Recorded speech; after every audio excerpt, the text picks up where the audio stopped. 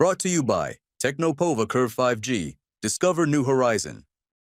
आज फिक्र की शुरुआत में हमारा फोकस दो सबसे बड़े मजाक पर होगा। पहला सबसे क्रूर मजाक यह है कि आज जिस वक्त बेंगलुरु के चिन्नास्वामी स्टेडियम के बाहर भगदड़ में लोगों की मौत हो रही थी, उस वक्त जीत का जश्न समारोह चल रहा था। कोई व्यवस्था नहीं थी, सिस्टम की लापरवाही लोगों की जान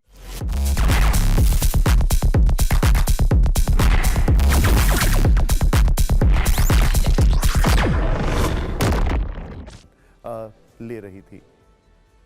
वहीं दूसरा क्रूर मजाक यह है कि पाकिस्तान को संयुक्त राष्ट्र सुरक्षा परिषद की काउंटर टेररिज्म कमेटी का उपाध्यक्ष बनाया गया है। यानी जो देश खुद आतंकिस्तान है, वो आतंक के खिलाफ लड़ाई लड़ेगा। आप इसे साल 2025 का सबसे बड़ा चुटकुला भी कह सकते हैं।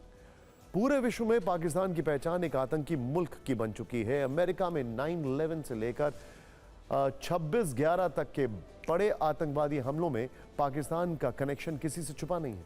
पाकिस्तान की सेना और सरकार की निगरानी में फल फूल रहे आतंकवादी संगठन कैसे पूरी दुनिया के लिए आतंक का पर्याय बन चुके हैं, ये बात भी खुली किताब की तरह है। हाफिज सईद और मसूद अजहर जैसे आतंकवादियों को खुद यूएन ने ग्लोबल टेररिस्ट घोषित कर रखा है। बावजूद इसके इसी आतंकिस्तान को संयुक्त राष्ट्र सुरक्षा परिषद में आतंकवाद से लड़ाई में अहम जिम्मेदारी सौंप दी गई है। पाकिस्तान को यूएन सिक्योरिटी काउंसिल में काउंटर टेररिज्म कमेटी का उपाध्यक्ष बनाया गया है।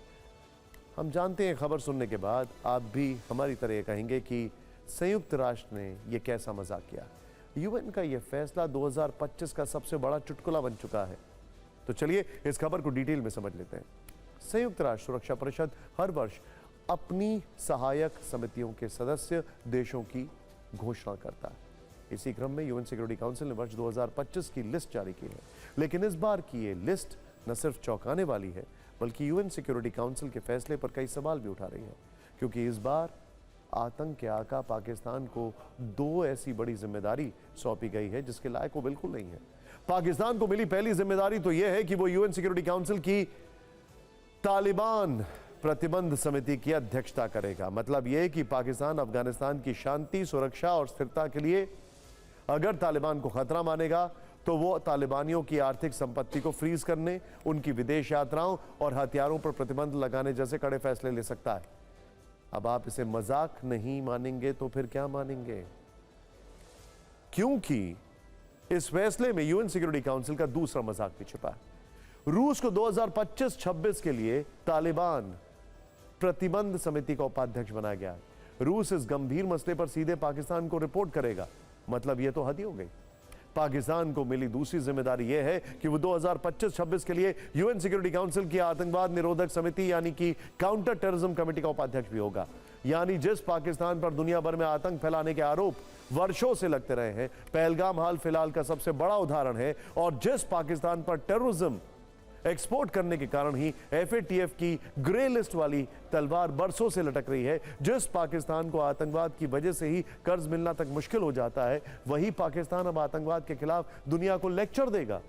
आतंकवाद पर बड़ी बात करता नजर आएगा, आतंकवाद के विरुद्ध बड़े बड़े फैसले लेता दिखेगा। और यह कारनामा यूएन सिक्योरिटी काउंसिल की गलत सोच और गलत नीतियों के कारण होगा, जिसकी वजह से पाकिस्तान को यह कहने का भी हक मिल जाएगा कि वो खुद आतंकवाद से पीड़ित देश है और अब यूएन सिक्योरिटी काउंसिल के आशीर्वाद से आतंकवाद के खिलाफ ग्लोबल लड़ाई का नेतृत्व करेगा। इसीलिए आज फिक्र में संयुक्त राष्ट्र की आंखें खोलने का यही समय है, सही समय।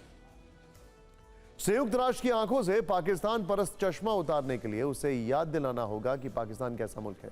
पाकिस्तान दुनिया को, खासकर भारत को किस तरह टेरर वाला दर्द देता रहा है। सबसे पहले संयुक्त राष्ट्र पाकिस्तान से वायरल इस वीडियो को ध्यान से देखे। ऑपरेशन सिंदूर में लश्कर के हेडक्वार्टर मुरीदके को तबाह करने के बाद वहां मारे गए आतंकियों के जनाजे में नमाज पढ़ता यह आतंकी शायद संयुक्त राष्ट्र को नजर नहीं आया होगा। आतंकी हाफिज अब्दुल रऊफ के पीछे खड़े पाकिस्तान की सेना के बड़े अधिकारी शायद संयुक्त राष्ट्र को नजर नहीं आए होंगे।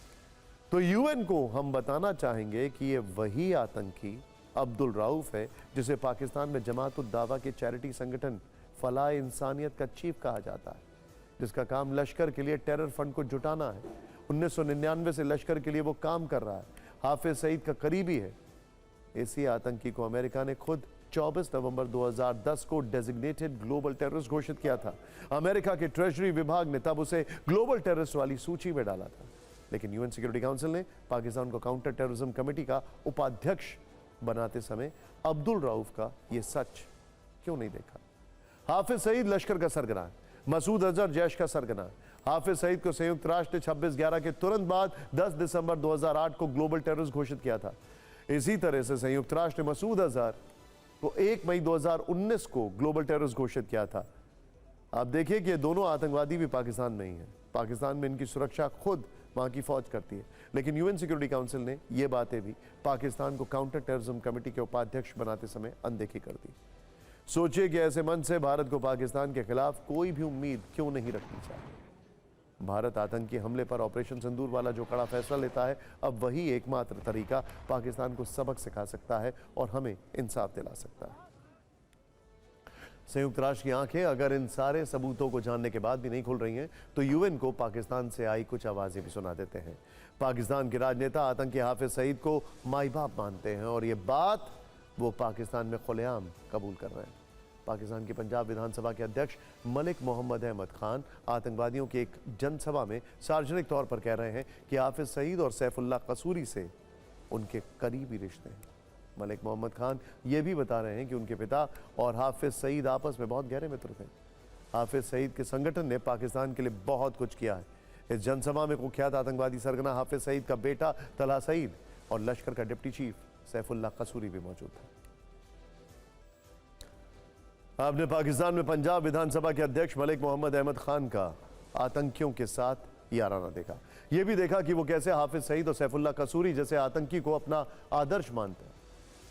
अब संयुक्त राष्ट्र को पहलगाम आतंकी हमले के सूत्रधार सैफुल्लाह कसूरी के नफरती और जिहादी प्रवचन भी सुनने चाहिए, जो पहलगाम अटैक से ठीक पहले दिया गया था, जिसे सुनकर साफ पता चलता है कि पाकिस्तान की सरकार आतंकियों के सामने नतमस्तक है। आतंकी सैफुल्लाह कसूरी की इस मानसिकता को सुनने के बाद हो सकता है कि संयुक्त राष्ट्र सुरक्षा परिषद पाकिस्तान के बारे में अपनी सोच को बदले और आतंकवाद से लड़ाई में कोई जमीनी फैसला ले। Brought to you by Technopova Curve 5G. Discover new horizon.